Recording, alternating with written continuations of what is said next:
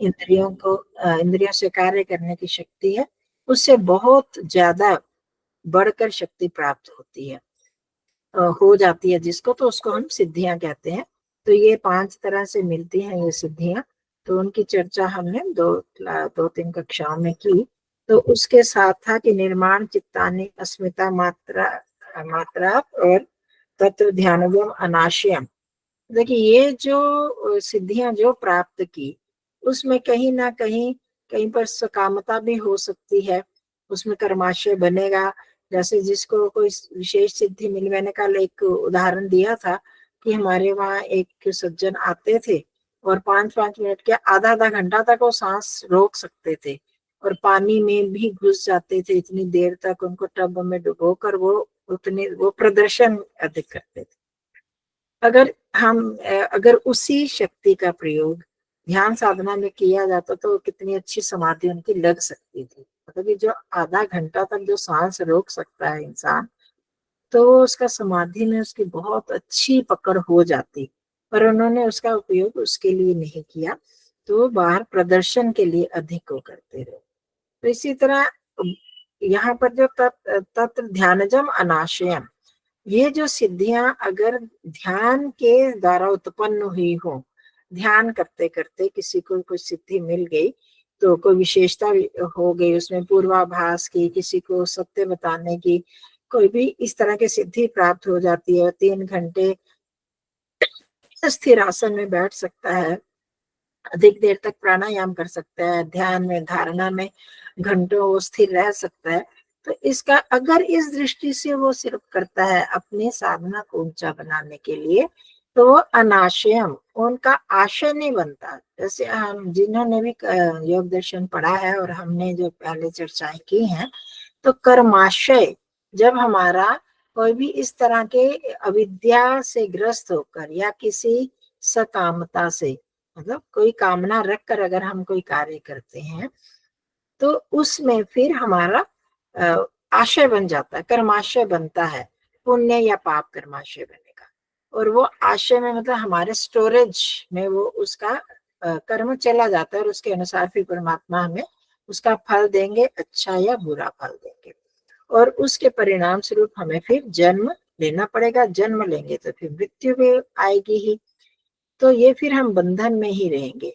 परंतु जब ये सिर्फ ध्यान के माध्यम से, वो बोला ध्यान के उद्देश्य से या ध्यान से जो समाधि प्राप्त होती, सिद्धि प्राप्त होती है, तो वो अनाशय, उसका कोई भी कर्म फल नहीं बनता, वो आशय में नहीं जुड़ता, वो निष्काम कर्म में आ जाता है। संक्षेप में कहें तो निष्काम कर्म में आएगा, और निष्काम कर्म अगर है तो उसका फल क्या मिलता है?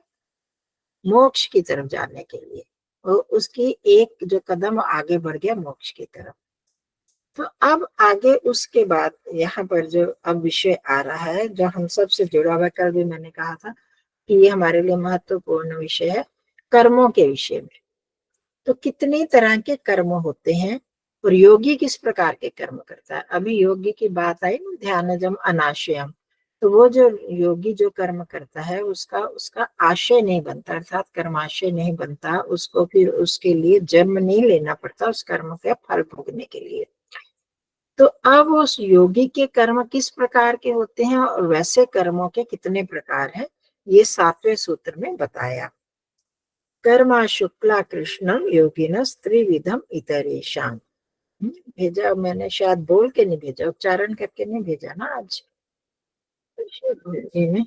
कर्म अशुक्ला कृष्णम, इसको तोड़ के बोल रही है, कर्म अशुक्ला अकृष्णम योगिनः त्रिविधम इतरेशाम। कर्म अशुक्लम, अशुक्ल अकृष्णम कर्म, इसके योगिनः, योगी के अशुक्ल और अकृष्ण कर्म होते हैं, और त्रिविधम इतरेशाम, और 3 प्रकार के कर्म दूसरों के होते हैं। इतरेशाम दूसरों के होते हैं, योगियों से जो भिन्न व्यक्ति होते हैं उनके कर्म 3 प्रकार के होते हैं, और योगी के जो कर्म होते हैं अशुक्ल और अकृष्ण। अब हम इसको स्पष्ट करते हैं। शुक्ल और अशुक्ल अकृष्ण आपने सुना, इसका उल्टा कर दें, शुक्ल और कृष्ण कर्म। शुक्ल कर्म जो पुण्य कर्म होते हैं उनको शुक्ल कर्म कहते हैं, और जो पाप कर्म होते हैं वो कृष्ण कर्म। कृष्ण का शाब्दिक अर्थ क्या होता है? काला। ये हम सब जानते हैं, कृष्ण मतलब काला। जो काले कर्म होंगे कैसे होंगे? तो काले कर्मों वाले को हम क्या कहते हैं? पाप कर्मों को ही तो काला माना जाता है। काले कर्म जिसका अंधकारमय है, जिसका फल, तो वो कृष्ण कर्म हो गए। और शुक्ल बोलते हैं सफेद को। जो सफेद कर्म होते हैं, सफेदी जो है, श्वेतता, वो पुण्य के लिए ज्ञान का प्रतीक होती है। और हम शब्दों में भी बोलते हैं ज्ञान रूपी प्रकाश और अज्ञान अंधकार है। अज्ञान अंधकार बोलते हैं। और काला रंग जो अंधकार का प्रतीक है, अंधकार क्या होता है? काला, कालापन ही तो होता है। और जहां पर सफेदी होती है वो उसका प्रतीक है प्रकाश का। तो वो ज्ञान का प्रतीक, वो अज्ञान का प्रतीक। तो वो पुण्य ज्ञान जब होगा तो हम कैसे कर्म करेंगे? पुण्य वाले कर्म करेंगे, पाप कर्म तो नहीं करेंगे। ज्ञान होकर कि इस कर्म से ये फल मिलता है, ये तो हमें पहले, सबसे पहले तो ज्ञान की आवश्यकता होती है।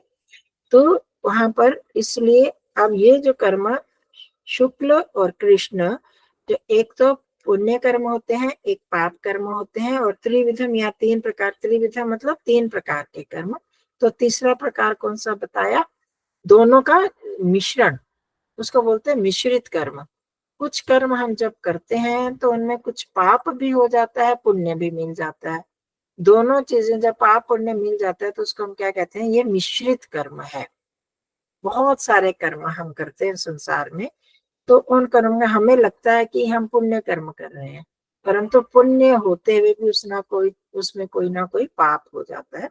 कैसे? कि जो भी हमारा बाह्य कर्म होगा, हमारे शरीर से, इंद्रियों से, जो हम बाहरी रूप में जो भी कर्म करते हैं, उनमें किसी ना किसी तरह का कोई पाप मिश्रित हो जाता है। जैसे हम यज्ञ को ही लें, पुण्य कर्म है यज्ञ, कोई कह सकता है ये पाप कर्म है, परंतु फिर भी जब हम यज्ञ इत्यादि कर्म करते हैं इस प्रकार के, तो उन कर्मों को करते हुए भी हमें बाह्य साधनों का प्रयोग करना पड़ता है। समिधाएं हो गई, लकड़ियां जिसको बोलते हैं, सामग्री हो गई, और उस जगह का पवित्रीकरण, जहाँ भी हम करते हैं वहां पर उस जगह को साफ करते हैं, धोते हैं। तो आप देखते हैं कि जब भी हम किसी स्थान को धोते हैं तो क्या वो पूरी तरह से वहां पर हिंसा अहिंसित रहता है क्या? छोटे छोटे कीट पतंग, छोटी छोटी चींटियां जो हमें दिखाई भी नहीं देती, और जो दिखाई भी देते हैं तो हम धोते हैं तो वहां पर उनका भी हिंसा हो जाती है। होती है नहीं होती? अब लकड़ियां आती हैं, लकड़ियों में संविधाओं में जब हम करते हैं तो उसके लिए सबसे पहले तो संविधाएं एकत्र करने के लिए कृषि कर्म करना पड़ता है। हाँ? मतलब कैसे मिलेगी? पेड़ पौधों से तो मिलती है संविधाएं। तो पेड़ पौधों को बोने के लिए कृषि जो है, कृषक, किसान, वही बोता है ना पेड़ों को। तो अब वहां भी जब कृषि वो करता है, खुदाई करता है, गुड़ाई करता है, हल चलाता है, तो वहां कितने प्रकार के कीड़े मकोड़े, जीवों की हिंसा हो जाती है। तो इसीलिए कृषि कर्म को भी मिश्रित कर्म कहा है। तो अब वहां पर वो हिंसा भी हो गई, और जिस कर्म में हमें दूसरों की सहायता लेनी पड़ती है, वो भी एक प्रकार का हम दूसरे को पीड़ा दे रहे हैं। आप लोगों को याद होगा, हमने परिणाम ताप संस्कार दुखे गुणवृत्ति विरोधाच दुखम सर्व विवेकिनः दूसरे पाद में पढ़ा था। परिणाम जो 14वां सूत्र है या 13वां सूत्र, परिणाम ताप संस्कार दुख, परिणाम दुख, ताप दुख और संस्कार दुख। ये जो हमारा संबंधित बात मैं कर रही हूँ कि बाह्य इंद्रियों से जो हम काम करते हैं, जिसमें हम दूसरों की सहायता लेते हैं, तो उसमें क्या करता है? दूसरा व्यक्ति जो प्रभावित होता है उसमें उसको कष्ट हो सकता है, या हम दूसरे का अनुग्रह करते हैं। तो इसमें क्या होता है? फिर उस पाप को, अगर हमने दूसरे को कष्ट दिया तो मेरे से पाप हो गया, दूसरे को कष्ट देना भी तो पाप है। तो वो पाप का फल मेरे को भोगना पड़ेगा। अगर दूसरे पर मैंने अनुग्रह किया, उसको कोई उस पर कृपा की, तो भी उसका पुण्य फल लेने के लिए भी मेरे को अगला जन्म लेना पड़ेगा। तो इस तरह से बाह्य जितने भी कर्म होते हैं, उन कर्मों को करने के में हमारा कोई ना कोई पाप कर्म जो है मिश्रित, थोड़ा सा पाप मिश्रित हो जाता है। एक बार ये आचार्य सत्यजीत जी हमें बता रहे थे, बहुत साल पहले की बात है। तो मिश्रित कर्म में जब हम कहते हैं मौन साधना हम कर रहे हैं, अदर्शन मौन हो गया, बहुत अच्छा कर्म है, कोई इसको बुरा कह सकता है इस कर्म को। परंतु जब उस कर्म को, साधना को करते करते करते हुए भी मुझे दूसरे की सहायता लेनी पड़ती है, दूसरा व्यक्ति आकर मेरे लिए बहुत सारा सामान एकत्र करके रखता है मेरे लिए, सब्जियां, दूध, ये वो करने के लिए, अब उसको किसी ना किसी तरह कष्ट तो होता है ना। चाहे वो दूसरा व्यक्ति प्रेमवश, एक पुण्य अर्जन हो रहा है मेरे को, मैं दूसरे की वो सहायता कर रहा हूँ, वो एक साधक की, साधिका की, तो इससे मेरे को पुण्य मिलेगा, ये तो वो सोचता है। परंतु उसको कष्ट तो हो रहा है, उसका हम समय ले रहे हैं, उसका ऋण हम पर चढ़ रहा है। तो ये जो है, ये एक तरह का मिश्रित कर्म हो जाता है। तो प्रश्न उठता है, तो क्या हम इसका मतलब अच्छा कर्म करें ना, ध्यान साधना इत्यादि ना करें? क्योंकि हम सभी को तो ऐसी सुविधा नहीं होती कि वो अकेले ही एक घर में या एक आश्रम में रह रहे हैं, अपने आप सारा काम कर रहे हैं, तो उसको दूसरे की सहायता ना लेनी पड़ी, ऐसा हो ही नहीं सकता। तो एक घर में रहकर या एक आश्रम में रहकर अब उसने बाहर नहीं निकलना, किसी से बात नहीं करनी, किसी को देखना नहीं है, अब वो साधना कर रहा है, तो उसको दूसरे की सहायता लेनी पड़ेगी। परंतु ये जो उस पर ऋण चढ़ रहा है, तो उस पर उसकी अपेक्षा, जो वो अच्छा काम कर रहा है, साधक अपनी ध्यान साधना कर रहा है, पुण्य अर्जन कर रहा है, समाधि की स्थिति प्राप्त करने के लिए प्रयास कर रहा है, तो वो करते हुए और उसकी अपेक्षा जब देखेंगे तो पाप कर्म बहुत कम होगा और पुण्य कर्म अधिक होगा। तो इसलिए करते हैं, परंतु इसको हम कहें विशुद्ध पुण्य कर्म नहीं होता है, विशुद्ध शुक्ल कर्म नहीं होता। तो इसलिए इस इन प्रकार के कर्मों को भी हम मिश्रित कर्म कह देते हैं। तो इसीलिए यहाँ पर व्यास भाष्य में क्या कहा कि शुक्ला कृष्ण चैती कृष्ण दुर्मा, जो कृष्ण कर्म होते हैं, पाप कर्म होते हैं, दुरात्माओं के ही होते हैं। जो बुरी आत्मा वाले लोग हैं वही पाप कर्म करते हैं। वो मतलब पाप कर्म क्या होता है, जिससे किसी दूसरे को पीड़ा देना होता है। यहाँ पर कोई किसी का भी चेहरा नहीं दिखाई देता तो मजा ही नहीं आता पढ़ाने का, लगता ही नहीं है कि माता जी, हम सबका कैमरा तो ऑन है, 2-4 जन का तो ऑन, मेरा तो ऑन ही है। सबके अच्छा ऑन है पहले ना? आपका नेटवर्क में थोड़ा सा इशू होगा। मेरे नेटवर्क में। अच्छा, नहीं हाँ, क्योंकि जागृति जी दिख नहीं रहा है वीडियो हाँ नहीं अब आपका। तो दिखाई दे रहा है, अब तो दिखाई दिया सबका। हाँ, सबका चालू पहले है, दिखाई, सबका हाँ चालू पहले है। दिखाई दे रहा था, अब मेरे को जी, सब डिब्बे बंद दिख रहे थे। नहीं, चालू थे, सबके चालू थे। अच्छा, मेरी आवाज ठीक है ना, नेटवर्क? जी, हाँ हाँ जी। जी सुनिए दे। अच्छा ठीक है, आप तो दिखाई दे रहे हैं, 3-4 लग रहा है कि मैं किसी से बात कर रही अरे है उसी के साथ है। हूँ। तो ठीक है, तो अब वो अच्छा, दुरात्मा नाम, उनके जो कर्म होंगे वो तो पाप कर्म ही होंगे, दुरात्माओं के, वो ही गलत काम करते हैं। और पाप कर्म किसको करते हैं? जिससे दूसरे को दुख, दूसरे को पीड़ा पहुंचाना, कष्ट पहुंचाना। जिस भी कर्म से दूसरे को पीड़ा पहुंचती है वो पाप कर्म होते हैं, और जिससे दूसरों को सुख पहुंचता है वो पुण्य कर्मों की श्रेणी में आते हैं। तो अब जो दुरात्मा लोग होते हैं वो पाप कर्म करते हैं, पर फिर भी हम कह सकते हैं कोई भी मनुष्य की 100% ही वो पाप करता होगा, कभी ना कभी वो पुण्य भी कर देता है, चाहे अपने परिवार के लिए ही करे, पर फिर भी प्राय उनके जो अधिक उनके पाप कर्मी होते हैं। और जो पुण्य पर पीड़ा अनुग्रह द्वारेण एवं कर्माशय प्रचय, हमारा जो कर्माशय बनता है किससे बनता है? दूसरे को पीड़ा देने से, या दूसरे पर अनुग्रह करने से, या दूसरे का अनुग्रह लेने से, जैसे पहले मैंने बता दिया। तो अब ये इन कर्मों से, अगर हम पाप कर्मों का फल क्या होता है वो हम सबको पता है, पाप कर्मों का फल दुख ही होता है, और पुण्य कर्मों का फल सुख होता है। और सुख और दुख को भोगने के लिए फिर हमें शरीर तो ग्रहण करना पड़ेगा। सुख दुख, आत्मा अपने आप ना सुख भोग सकती है ना दुख भोग सकती है, ना वो पुण्य कर सकती है ना पाप, वो शरीर की सहायता से ही आत्मा कोई कर्म करता है। ये आप सबको स्पष्ट स्पष्ट होगा। आत्मा अपने आप कोई कार्य कर सकती है? नहीं शरीर माध्यम चाहिए। हाँ, शरीर ना हो, उसके पास इंस्ट्रूमेंट ही नहीं है, तो आत्मा तो कोई काम नहीं कर पाएगी। वो शरीर के माध्यम से ही करती है आत्मा काम। और फिर जब वो उस माध्यम से करते हैं, पुण्य किया, अब उसका सुख का फल है। मतलब अब क्या है, उसने राग द्वेष से कुछ काम किया, सुख की इच्छा से दूसरे का उपकार किया। अब वो उपकार किस दृष्टि से किया, है ना, मैंने दूसरे की सेवा कर दी, क्यों किया, कि ये सेवा करने से मेरे को पुण्य मिलेगा, मेरी भी कभी कोई सेवा करेगा, जिससे लोग मुझे अच्छा कहेंगे, उसकी सेवा करने से मुझे उसकी संपत्ति मिल जाएगी। मुख्य रूप से यही हमारी इच्छाएं रहती हैं। तो ये भी संपत्ति की भी बहुत कम जो आध्यात्मिक लोग हैं वो इच्छा तो नहीं करते होंगे, प्राय बहुत कम लोग करते हैं। निस्वार्थ होता है। निस्वार्थ मतलब यश। अगर देखो, बहुत अच्छे लोग भी किसी की सेवा कर ली, किसी का अच्छा काम किया, कुछ दिन तक किसी ने कुछ उसका उपकार नहीं माना, तो वो उसके मन में जरूर होगा, देखो मैं रोज उसकी इतनी सेवा कर रहा हूँ, कर रही हूँ, और कभी भी उसने कभी धन्यवाद ही नहीं किया मेरा। मतलब ये तक नहीं कहते कि मैंने उनका ये काम किया। मतलब बहुत ही, मतलब लाखों में या हजारों में कोई एक होगा जिसके मन में ये भावना ना आती हो।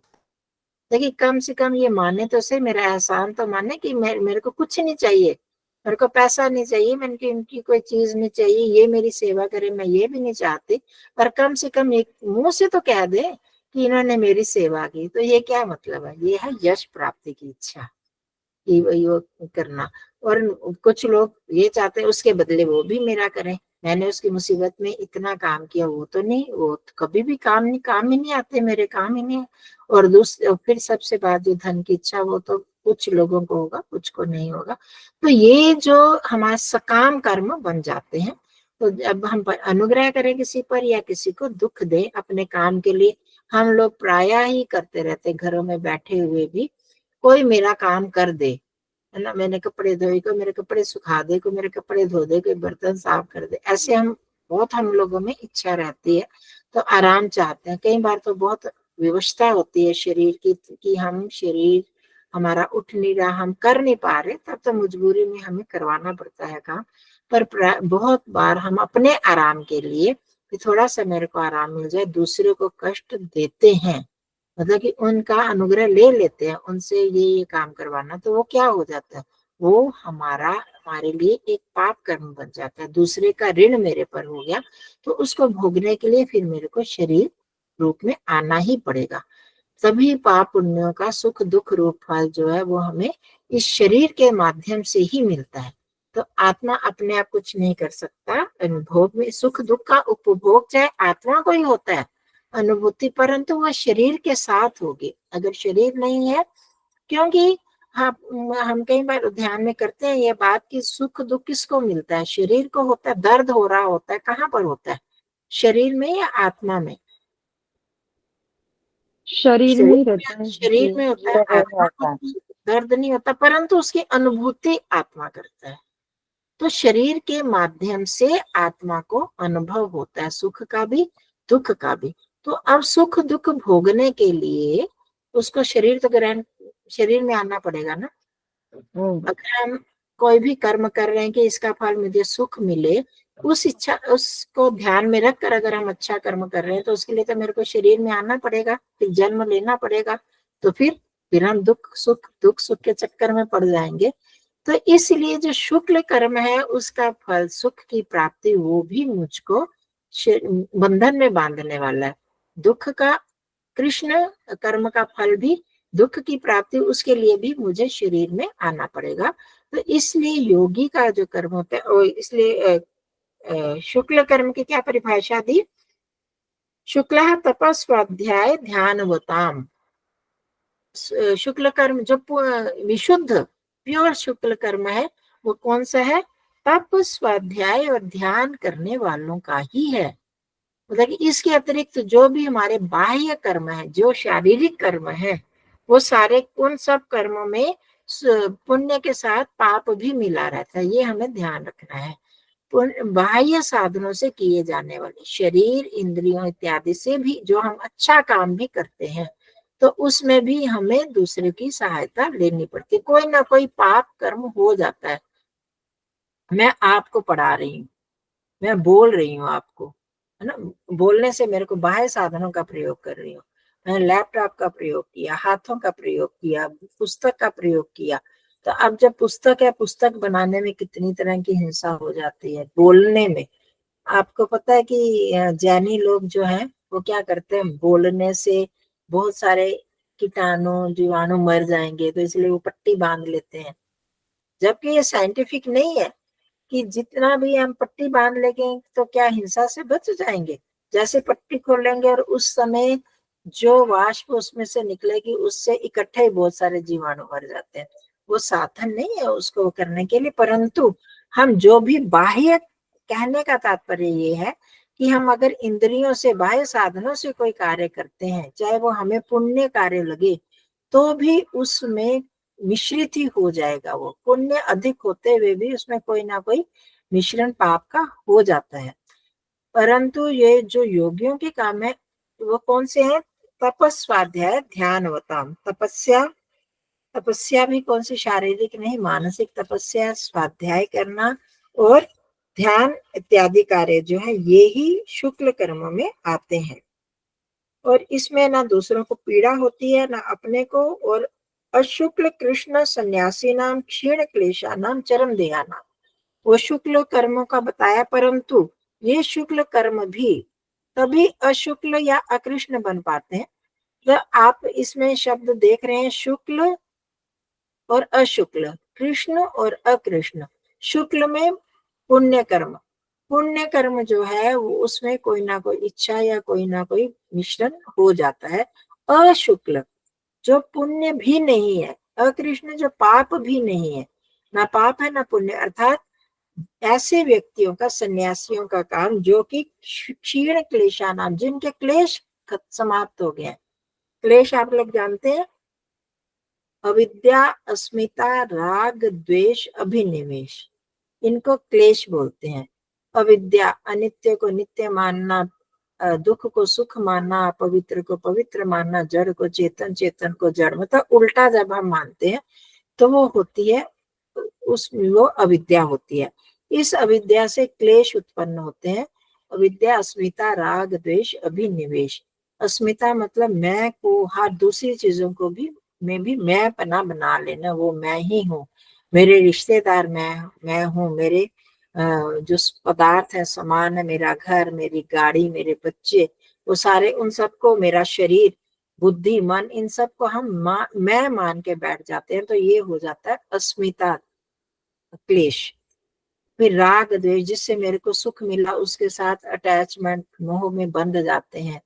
और जो जिससे हमको दुख मिलता है उससे हम हटते हैं कि उसको मैं दुख पहुंचाऊं, उससे मैं बात ही ना करूं, उससे बोलूं ही नहीं। तो ये हमारा द्वेष की भावना बन जाती है। और फिर उसके बाद अभिनिवेश, मौत से बचने के लिए हम कितने प्रयास करते हैं कि दूसरों को कष्ट भी देते हैं, ये सब क्लेशों में आते हैं। तो हमारे जो प्राय सभी कार्य होते हैं उनमें ये क्लेश वृत्ति जुड़ी होती है। अगर हम इस मोक्ष को प्राप्त करना चाहते हैं या दुखों से छूटना चाहते हैं तो हमें इन क्लेशों से दूर रहना होगा।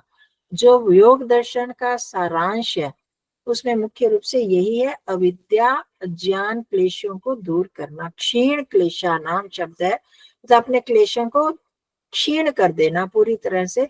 हम जो भी कार्य कर रहे हैं उस कार्य में ना राग रहे, ना द्वेष रहे, ना मृत्यु का डर वाली की से भी हम बात करें, अविद्या भी ना हो। ये चीजें अगर होंगी तो वो क्षीण क्लेश वाली होंगी। और इस प्रकार के कर्म जो होते हैं जिसमें क्लेश नहीं है, वो जो कर्म होते हैं वो हमको अगला जन्म नहीं देंगे। उनके लिए है चरम देव, वो व्यक्ति जो है वो मोक्ष का अधिकारी बन जाता है, जीवन मुक्त हो जाता है, फिर उसको अगले जन्मों में नहीं जाना पड़ता। तो इसलिए कहा कि तत्र शुक्लम योगिना एव, अशुक्ल, इसलिए योगी व्यक्ति जो है वो शुक्ल कर्म, पुण्य कर्म नहीं करता, पुण्य के विपरीत अपुण्य कर्म करता है। मतलब हम ये पाप नहीं कहेंगे, उल्टा नहीं, अपुण्य, मतलब कि उसको, क्योंकि उसका फल से संन्यास है तो वो फल नहीं चाहता उस कर्म का, ये सांसारिक फल कुछ नहीं चाहता।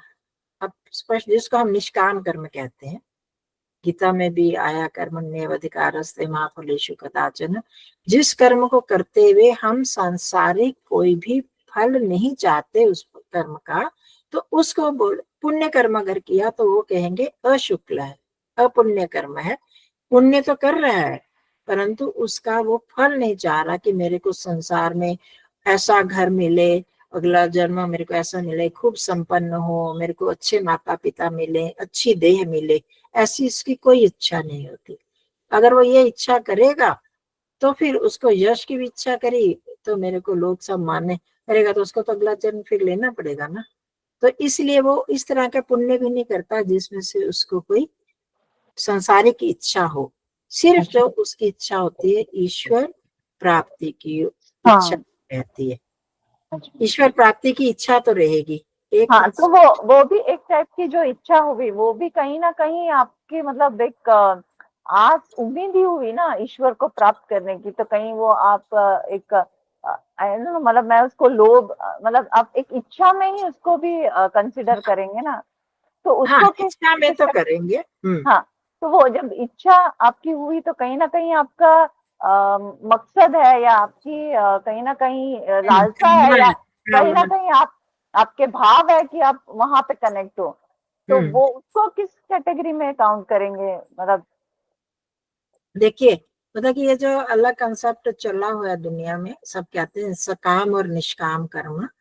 तो निष्काम कर्म उसको कहते हैं जिसमें कोई भी इच्छा ना हो, मतलब जो हाँ हम लोग समझते हैं, और जिसमें कोई भी इच्छा हो गई वो सकाम हो गया। तो परंतु काम योग दर्शन इसको नहीं कहते। योग दर्शन के हिसाब से कि जिस कर्म को करने से हमारी देखो आत्मा जो है, आत्मा का इच्छा गुण स्वाभाविक है, नेचुरल है, उसको हम उससे अलग कर ही नहीं सकते।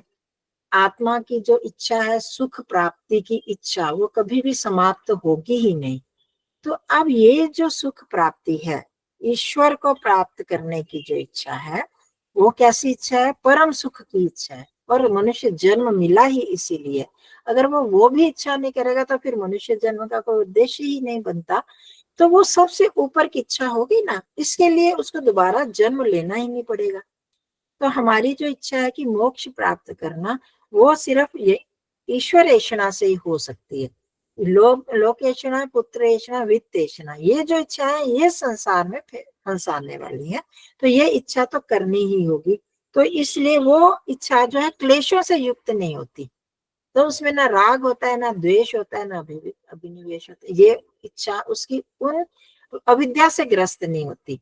ये इच्छा सिर्फ प्योर इच्छा है, विद्या ज्ञान युक्त इच्छा, जो जिसके लिए परमात्मा ने मेरे को इस संसार में भेजा। वो अगर वही नहीं करेंगे तो फिर तो निरर्थक हो जाएगा ये शरीर ही, जन्म लेना ही निरर्थक होगा। तो इसलिए वो इच्छा जो करनी, उसको ही कहते हैं अशुक्ल कर्म।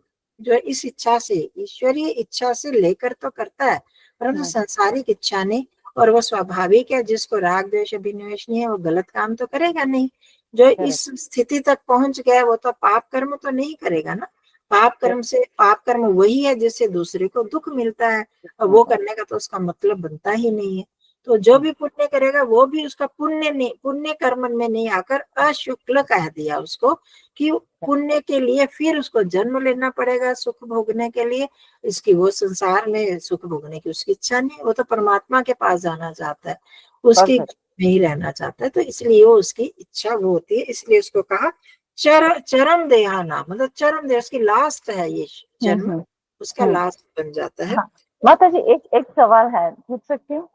हाँ जी पूछिए। हाँ जी, मेरा सवाल ये है कि देखो अगर मेरी इच्छा है कि मुझे मोक्ष पाना है, मुझे भगवान की ओर चलना है, ठीक है, पर मेरे कुछ सांसारिक कार्य है, जैसे परिवार के लिए बोलो या जो भी है, यहाँ पे जो कार्य है अगर मैं उन्हें कर रही हूँ और मुझे यहाँ पे भी अपने साधना में भी बढ़ना है, पर कहीं ना कहीं परिवार को लगता है कि ये साधना में जुड़ जाएगी तो हमें उतना नहीं, मतलब वो हमारी तरफ ध्यान नहीं दे रही। हाँ हाँ हाँ, तो मतलब लाइफ का पर्पस तो कहीं ना कहीं ये ऊपर कनेक्ट होना ही है, भगवान से कनेक्ट होना है, तो कहीं वो संकोच अंदर गिल्ट नहीं, सब कार्य करके ही हम अपने साधना में जाएंगे, बट कहीं वो गिल्ट वाला फैक्टर नहीं आना चाहिए, क्योंकि कहीं उन्हें ऐसा ना लगे कि ये साधना में ज्यादा जुड़ गई तो ये हमें नहीं देखेगी, तो वो उनके अंदर के जो भाव है